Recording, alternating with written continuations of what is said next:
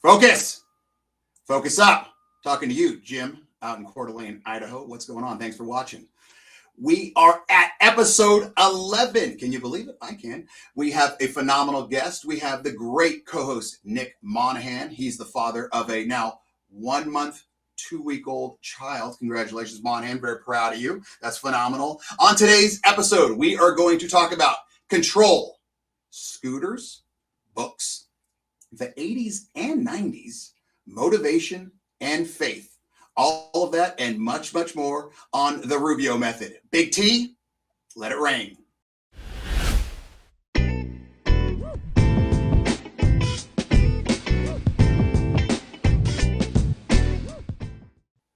Focus. Focus up. Welcome back to the Rubio Method, episode 11. Monaghan, my man, I want you to spring some advice on us right now. You have 1 minute. Here is Minute with Monaghan. Go. And here we are, guys. We've got a great one today. We're going to talk about control, influence, and concern. I want to look at it like this, and then this. So right here is your sphere of concern. It's stuff you care about, but you have no way to influence it. This might be the happenings in other departments in which you have strong connections or just areas in your life. And then for that smaller circle is the sphere of influence, the stuff that you can guide through collaboration or different techniques with your friends or coworkers or any type of life situation that you're in. And then there's your sphere of control, and that's stuff that you can decide and control on your own. And this is like managing products or just things in your life. And the reason why we talk about it is because a lot of times we allow our sphere of concern to help to demand our sphere of control, when in reality, like, guys, there are things we can control or we have concern for, and that is good. But what we want to talk about today really quick is make sure you guys are focusing on what you can control. Because a lot of times with mental health and the way things kind of spiral is we start trying grasping at things we can't control. And then we just start to kind of lose it and get anxious. I want you guys to focus on what you can control today. Yeah, I love that, Monaghan. Control what you can control. That's a great one. And I think a lot of people, especially dudes, will benefit a lot from that, just because there's only so much you can do, man. And you can't really worry about everything. And then when you start to worry about other things, that's when you basically implode. And we obviously don't want that. That was a very good one, Monaghan. I really like that one. Monaghan, you have some email questions? Yes, we do. Today we have some really good ones. The first one that I love, I'm going to hit into it. Whitney in Charlotte said, Monaghan, I saw a tweet thread that you posted about your scooter accident.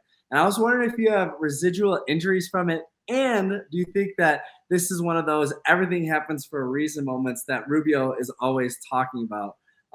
Yes, the answer, I say yes, but the answer is no. I didn't have any residual injuries. It's crazy. I think the biggest things that hurt were my hip flexors because I got hit from behind like this. And then my forearms hurt because when I got hit, I was trying to hang on to my scooter. And so I went flying there. So I have no residual injuries from that, which is kind of crazy. It's a little scary.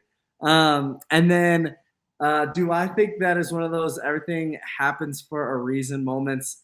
Absolutely. It's crazy the situation that happened, but I definitely think that everything happens for a reason. And that was one of those situations where, yeah, everything happens for a reason, and it happened and changed the entire course of my life. Well, yeah, and I remember, Monaghan, once because you went through my long snapping program. I've coached you forever. We've known each other, and we kind of talked a little bit before then, about once every couple of months, just shooting stories, maybe sending a joke, a meme, doing whatever. And then you called me out of the blue and said, hey, Rubio, I got a nice camera. Do you mind if I come shoot your camp in Chicago? I'm like, what the hell, Monaghan? Sure. Yeah, but I'm not paying you. But yeah, you come out. And you came out and you were very aggressive with your photos. You're like diving on the ground, doing, backflips. It was like Zoolander on steroids, basically all over the place. And then you showed me the photos after, because I was like, oh, what the hell Monaghan's doing? He's got this nice camera. He doesn't know what he's doing. And then you gave me the photos after. Like, Monaghan, you're phenomenal. Like, you're very, very, very good. And I remember showing them to someone else. And they're like, yeah, dude, he's really good. Does he even know what he's doing? I go, I don't think he does, but he does. And now you're a professional photographer. You work for the Avs. And it's spiraled into this monster of a career for you. Yeah. And I kind of I left this part out. I meant to add it is, So when I got hit by a car riding my moped to a hockey game in Minnesota. And with the money I got from that moped, I bought my first camera, which then got me to, again, photograph for Rubio. I photographed at the University of Missouri, got hired at Colorado State where I met my wife. And then, like you said, the Avs won the Stanley Cup the other day. So tomorrow I'm going to photograph the parade. So it'll be awesome. So next question. I'm a college football player, and I'm wondering how you two deal with pressure situations. Rubio, how do you deal with it? I think you need to find out, number one, what type of player and person you are, because there's certain people that thrive under pressure, and the more pressure they're under, the better they do. And there's certain people that don't do very well under pressure, and that's okay, but you just need to learn how to calm yourself down in those moments. What I used to do is I would make sure that I took myself out of the moment and made sure I understood that there was people that did the exact same thing before me, and there'll be people that do it after me. So I'd always say, I'm not the first person to do this. I'm not the last person to do that. Monaghan, what about you? Yeah, I would say stay within yourself. Stay true to who you are. Kevin Ballinger, a good friend of ours, once said before one of your long snapping camps, he said, chances are you guys have all done this before. And it cracked me up, but it's the truth. So just stay within yourself. Don't let your mind get too big for the moment, and just let it rain. So here we go. Next question. Monaghan and Rubio, what was the last book that each of you guys have read? I'll steal this one first. I read a book called Rework by the guys from Basecamp, which is a project management system. And it just talks about business and how you can rework your business so that it's not, this crazy Frankenstein business, but one that you can thrive in. I love business books. So that's why I got that one. Rubio, what about you? I read Be a Pro by guest Jimmy Ferris. I think it was episode 2 or 3. And then also Your Next 5 Moves, a big book by Patrick David, which was absolutely phenomenal. Great Minute with Monaghan. Great website questions. Remember, you can email us, rubio@therubiomethod.com. Continue to share all the links on YouTube, Amazon, Google, Spotify, and of course, ngbn.tv. And make sure you subscribe. Big T, let it rain.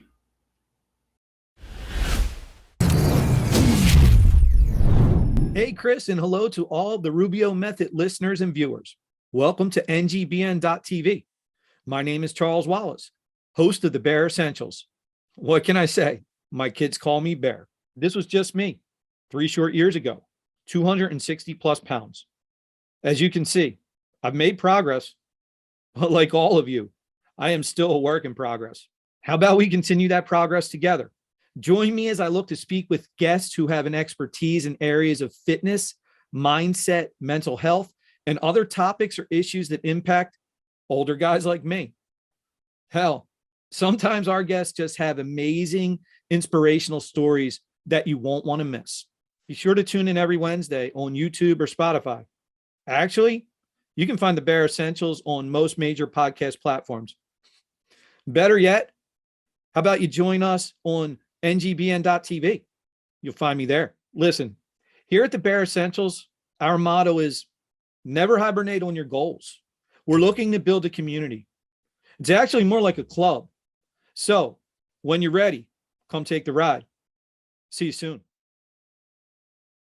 Military families often sacrifice precious time away from loved ones while serving our country. We were worried that with him leaving, that she would lose those connections with her dad. Some of life's best moments happen between parents, children, and the pages of a good book. United Through Reading provides that connection. And now, United Through Reading is also available to veterans. Learn more about United Through Reading at unitedthroughreading.org. Focus. Focus up. Welcome back to episode 11 of the Rubio Method. Make sure you keep sharing and subscribing. Spotify, Google, Amazon, YouTube, and of course, ngbn.tv. If you have any questions for myself or Monaghan or the guest, you can email rubio@therubiomethod.com. Here we go. We've got Terry Crosby with us. Terry, thank you so much for opening up your afternoon for us. Absolutely, guys. Absolutely. I wouldn't rather be anywhere else right now. We really appreciate it. Okay, who is Terry Crosby? Terry has been, now you want to talk about a Renaissance man, get ready for this. He's been a top wrestler, a DJ. He's been in the Air Force. He's a firefighter. He's a husband. He's a father. He's a grandfather. He's an Ironman. And in my opinion, his best overall quality, he is one of the greatest friends you will ever have. He's one of those guys. I thought it was the hair. You could I thought it was the hair. in Alaska. No, you could be in Alaska. Hey, Terry, I'm in jail. I know you're in Georgia right now. Can you come get me within the next 48 hours? And this dude would figure out how to get you out of jail in Alaska. So, Terry, thanks again for coming out. We have 3 quick questions for you. All right. Okay. You and I are both very, very musical, very, very musical people. We love to talk about music and all that. I give you a magic wand. We've done this on the show before. I give you a magic wand. Terry, you go to any concert ever. Where are you going? Alive or dead? Doesn't matter. You magic wand, daddy. Magic wand, daddy. Okay. I go to Eagles 86 Live, but Prince is opening up for them. And and Michael Jackson is the surprise guest at the end. Wow, that's a concert. That's one hell of a magic wand. That's a good one. My one. Terry, you and I were both basically, let's say, quote unquote, kids in the 80s in California. Tell me why 80s in California were so great. Well, first of all, we didn't have safe spaces and timeouts and whatever. We had get outside before the air conditioner kicks in and don't come back in until the streetlights come on. Oh, you need a drink? There's a garden hose out there. If you fell and you didn't need to go to the hospital, then you didn't come home. If your bike got a flat tire, you fixed it with the little scratchy thing and the glue, or else you didn't ride your bike. If you needed gas for your mini bike, you went out and collected cans. We didn't, we went out. We were the Sandlot. Really, during the summer, we had all of our friends and we just hung. And we could fight amongst ourselves, but any other, baseball team comes, then, they played balls like a girl. So we, I just think we had it was a different era. I don't want to say we were better or worse, but we were better.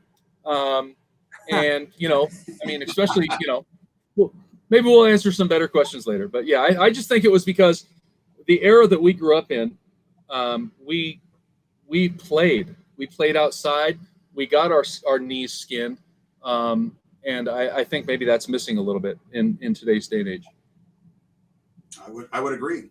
Going back to the 80s and 90s in California one more time. If you could have a starring role with the Lakers or the Dodgers, who are you choosing? Oh, gosh. Hey, all these questions everyone else is afraid to ask, baby. Let's go. Oh gosh.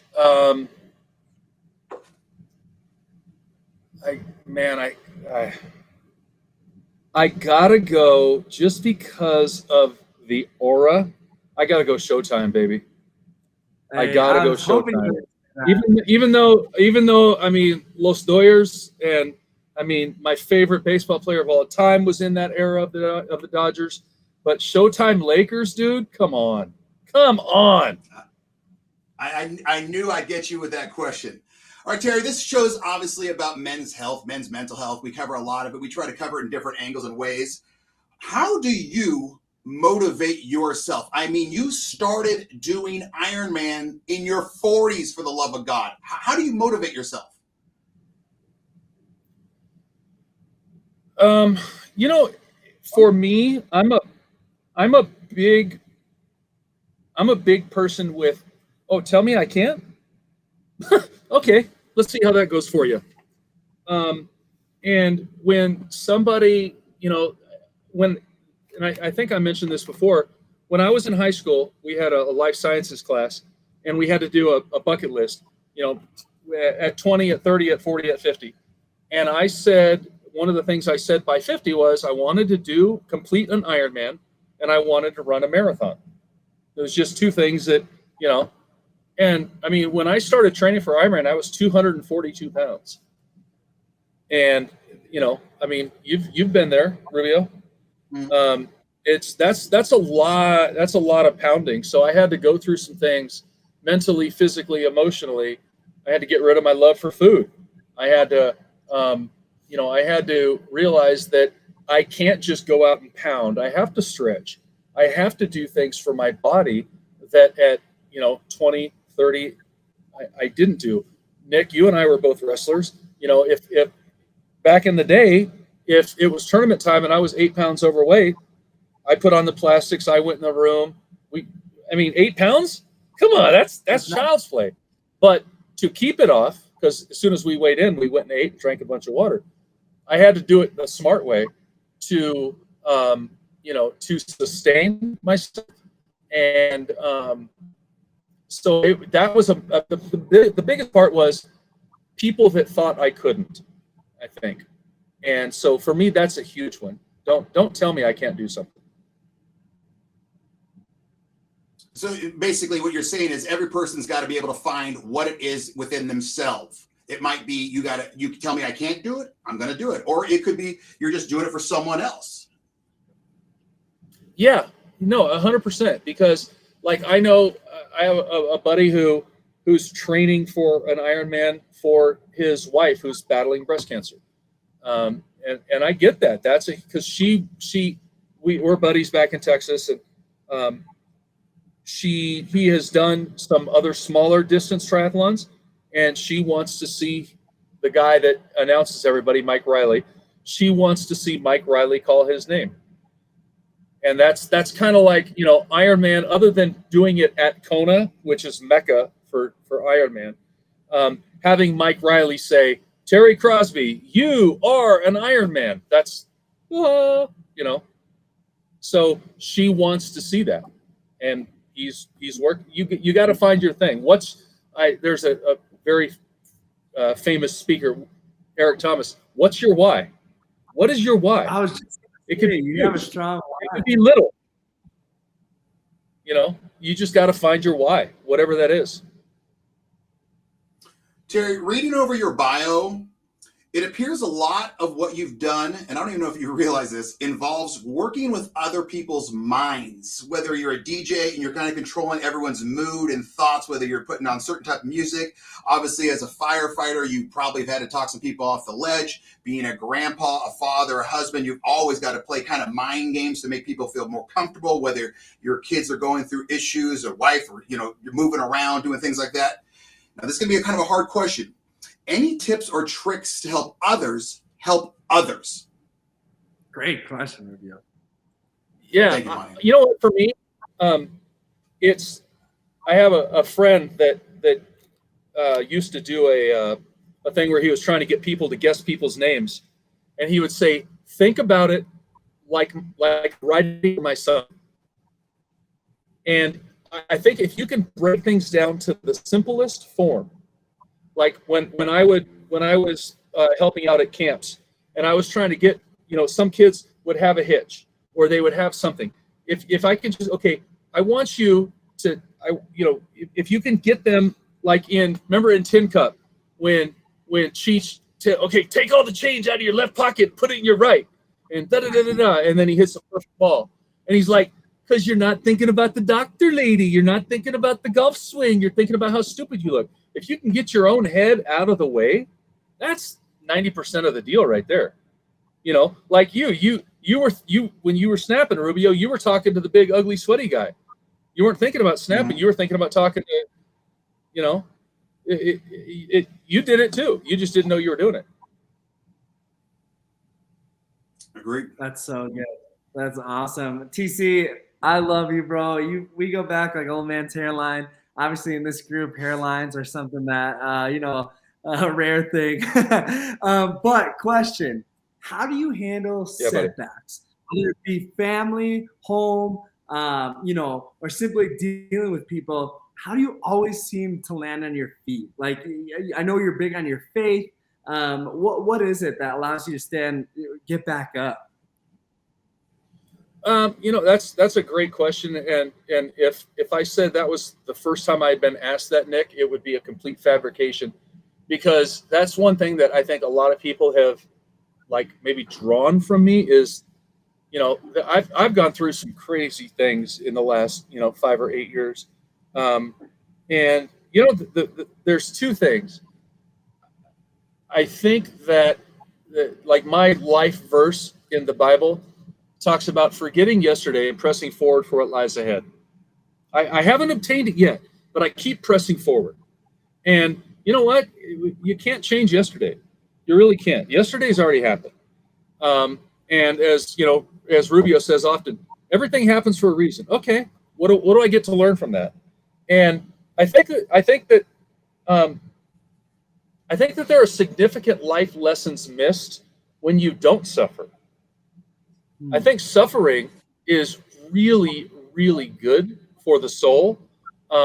There's an old, church thing that says if the mountain wasn't steep, we couldn't climb it. So, I mean, you look back on, vacations where everything went sideways. What do you remember about the vacation? Not that you were sitting on Cabo, but the stuff that went sideways, the opportunities that you have to build. We went on a week-long camping trip up in Oregon with my wife's family. And the motorhome, actually the one that I'm sitting in, we couldn't get the slide out. We worked on it. Okay, well, that's a first world problem. It's not something to ruin your week, Hey, okay, the slide doesn't go out. And then one of the side-by-sides, a belt broke. All right, we fix it. But you know what we're not talking about? We're not talking about riding on the dunes, and we're talking about all the goofy stuff that always happens when we go on vacation together that gives us an opportunity to pull together and, sit underneath the side-by-side in the middle of the sand dunes and fix a belt. Or, I got to spend 3 hours with my two brother-in-laws working on another side-by-side. That's the stuff that you remember. And it's all mindset. You could sit there and piss and moan about it, or you can suck it up, fix things and build a bridge and get over it. I agree 1,000%. I think TC, that's why you and I are so simpatico, is that it's the whole mindset of, yeah, this kind of sucks, but it's going to be a hell of an experience. It is. Yeah. Do I want to be setting up cones and yelling at Judge to set up banners at 5 a.m. in Vegas? No, but it's got to get done. So let's get it done and do it right the first time, or else Rubio is going to point and yell at us and tell us to fix another banner. I don't yell. I'm sorry. Speak loudly. Just being serious. He protects. All right, Terry, the world is pretty wild right now. I mean, everyone can agree on that. And it's gotten wild over the past, like, say, 5-6 years, whatever. Monaghan and I are going to give you the magic wand yet again. And you can do whatever you want with it, but it has to be about fixing the world. How are you doing it? Wow. Well, I'm going to send everything. Oh, man, that's a good one. You know what? I think that I would give, if my wand could do whatever my wand could do, and it's my wand, I'm going to give everybody compassion. I'm going to give everybody perseverance, and I'm going to give everybody grace, because I think when we have grace, we can forgive better. When we have passion, we can understand what the other person is going through. And when we have perseverance, we can push through. And I think that those things are lacking in today's selfish, self-centered, me first society. And when we can look at the other person and take our BS out of the way, and go, okay, why is that person upset? And it might just be as simple as, hey, I had a flat tire this morning. Or it could be as complex as, you know what, man, my mom's dying of cancer. There's a huge spectrum of things that people are dealing with. And when we just go, well, he's an idiot, he cut me off in traffic. Well, he might have just found out that his mom has cancer. Try to look at things through the other person's eyes and give them a little bit of grace, because, you would want it if you were in their situation. Treat people how you want to be treated. Really, it comes down to that golden rule. So, Terry, that was a great point. Obviously, people can email Rubio at therubiomethod.com. They're going to share this episode. What's the best way for them to get in contact with you? What do you say? Facebook, Twitter, LinkedIn? If someone has a question for you. Yeah, Twitter, TRYCRZB, Facebook. I'm on that. I'm on the Facebook. I don't do a whole lot of stuff on the line. I don't have the what is it? The Instagram, Snap filter. Yeah, I don't do that. I have Twitter and I have Facebook because I'm 54 years old. I got you. Terry, once again, thank you so much for coming out. We really, really appreciate your time. Big T, let it rain. Military families often sacrifice precious time away from loved ones while serving our country. We were worried that with him leaving, that she would lose those connections with her dad. Some of life's best moments happen between parents, children, and the pages of a good book. United Through Reading provides that connection. And now, United Through Reading is also available to veterans.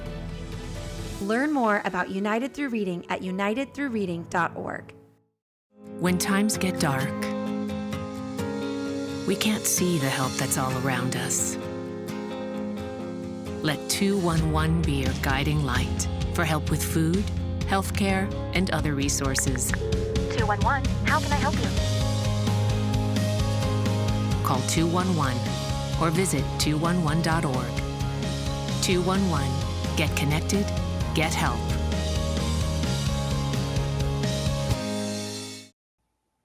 Focus up. Talking to you, Bill, out in Florida. What's going on, my man? Hopefully you got back in from the ocean swimming. Monaghan, how great is Crosby? I mean, we've known him for a long time combined, probably 25 years, but that dude is just real. Dude, TC, me and him shared a hotel room in Tampa one time, and it was the best 3 or 4 days of my life. He's incredible.